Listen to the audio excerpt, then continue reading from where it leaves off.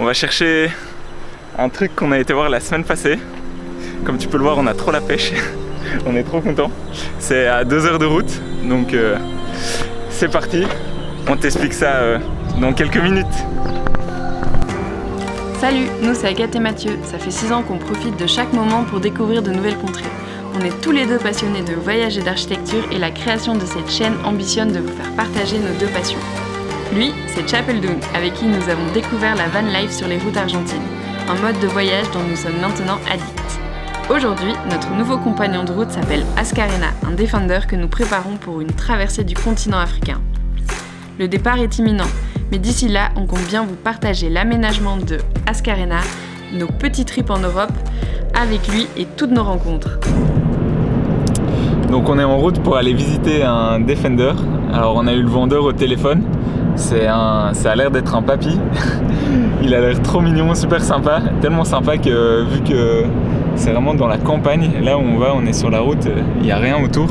Regardez. Dans 600 mètres, au rond-point, prenez la deuxième. C'est tellement perdu chez lui que il nous a dit venez manger avec moi. Donc on va manger le repas du midi chez lui. On verra comment se passe la négociation du coup.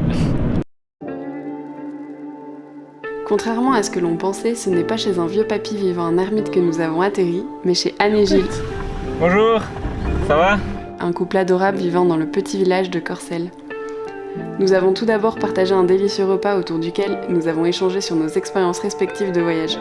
Ils ont la même philosophie du voyage que nous. C'était hyper intéressant d'apprendre comment ils partaient à l'aventure avant les GPS et toutes les applications qui nous accompagnent maintenant. Anne nous a fait visiter son jardin, sa grange et ses animaux.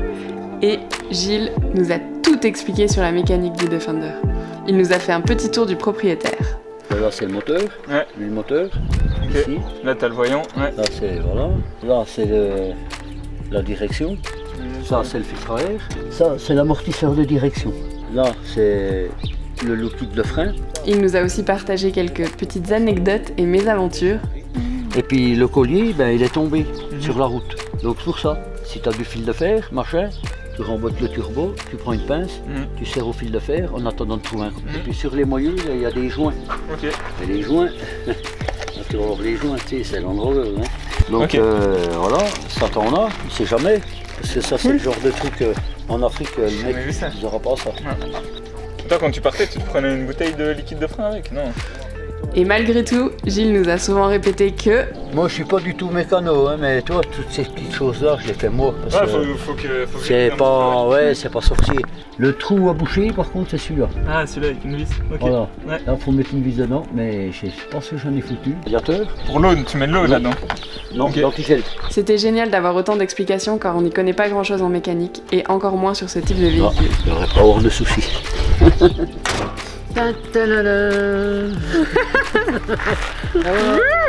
Comme tu le vois, Gilles connaît son Defender comme sa poche et en a pris énormément soin.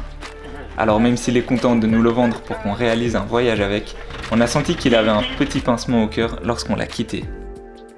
En allant acheter une simple voiture, on ne s'attendait sûrement pas à faire la rencontre d'un couple aussi attachant. Le couvre-feu nous a malheureusement rappelés à l'ordre et nous a forcés à écourter nos échanges. On serait sûrement resté la soirée entière à parler de voyage et de mécanique. On s'est volontairement engagé à leur donner des nouvelles de leur gros bébé le plus souvent possible.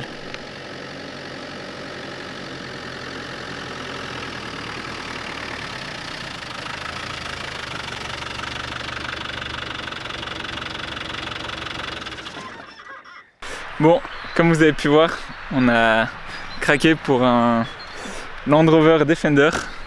Le voici, de 1994, un 300 TDI. On avait oublié de te préciser une petite chose, c'est qu'on l'a baptisé comment ? Ascarena. Ça veut dire quoi Ascarena ? Ah, alors Ascarena ça veut dire le plus rapide en basque. Un petit peu un clin d'œil à Chapeldoon qui lui voulait dire champion. En basque aussi.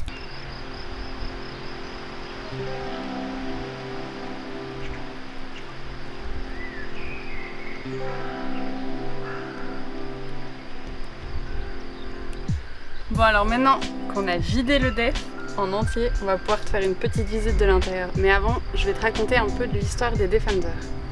Donc je sais pas si tu connais, mais les Defenders, ils sont nés en 1948 Et avant il s'appelait Land Rover 90 et 110. Donc c'était les modèles série 1, série 2, série 3. Ensuite en 90 ils ont appelé le Land Rover Defender. Et donc c'est vraiment là que le Defender est né. Durant toutes ces époques, il n'y a pas eu de changement considérable de l'apparence du véhicule.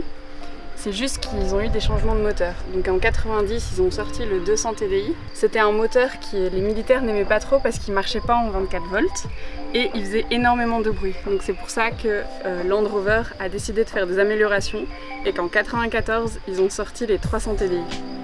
Donc les 300 TDI, ils ont été sur le marché de 94 à 98 et nous, donc à Scarena, c'est un des premiers modèles de 300 TDI vu qu'il date de 94.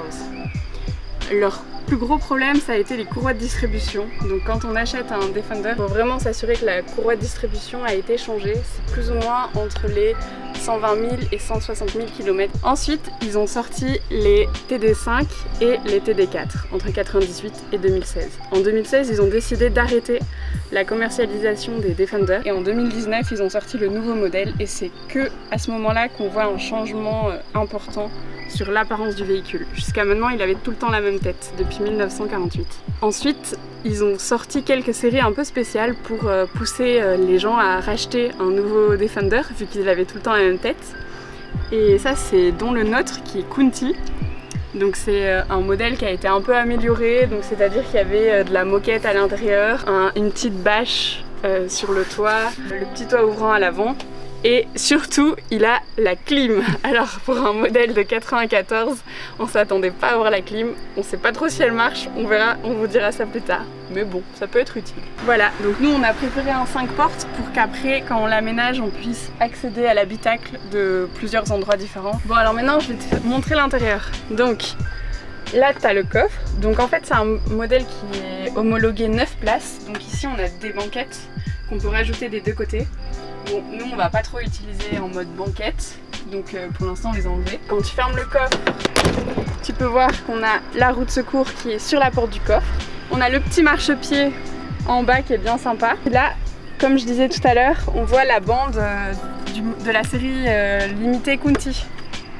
Donc cette jolie bande qu'on aime bien. Et bon, pour notre véhicule, c'est ça qui nous prouve que c'est la couleur d'origine. Elle n'a pas été changée, donc nous on en est très contents de cette couleur.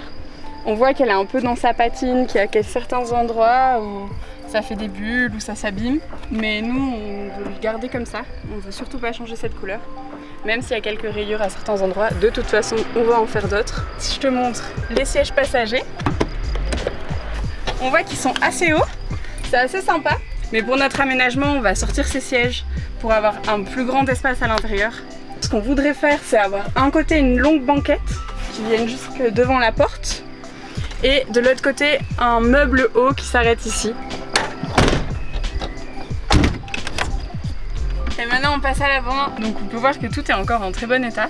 Le volant d'origine, le tableau de bord d'origine, le petit toit ouvrant d'ailleurs de Scarena, petite boîte pour mettre toute notre bazar quand on conduit. Bon, on n'a pas trop de boîte à gants par contre. La fameuse clim. Donc ça prend quand même pas mal de place, mais voilà, c'est le modèle Kunti qui est là.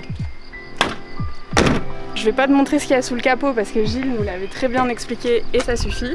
Ce que je peux te dire, c'est que nous on a des grilles pour protéger les phares qu'on va conserver, qui est très pratique. On a le petit emplacement pour le snorkel. Vérifiez bien qu'il y a cet emplacement parce que nous on en a visité où il n'y en avait pas. C'est quoi un snorkel? Ça permet de faire une déviation du pot d'échappement pour que le pot d'échappement vienne et sorte en haut. Comme ça on peut rouler dans l'eau sans noyer le moteur. Ensuite, ce qu'il faut bien regarder quand tu achètes un Defender, c'est surtout la rouille, la carrosserie. Et donc en fait, en bas des portes, c'est souvent là où il y a énormément de rouille. Je sais pas si on voit bien, mais il n'y a pas grand chose, c'est un truc qu'il faut voir, vérifier. Si quand tu grattes, tu vois des trucs qui tombent, des petits morceaux de rouille qui tombent, bah, c'est que c'est mort. Là ça a l'air d'aller. Voilà, et les petits marchepieds qui sont à chaque endroit. Bon, mais du coup c'est pour tout ça qu'on est vraiment tombé complètement amoureux de ce véhicule, donc pour son entretien. Et voilà, il en a pris soin, il n'a rien changé, tout ce qui a été changé dans le moteur est du modèle Land Rover.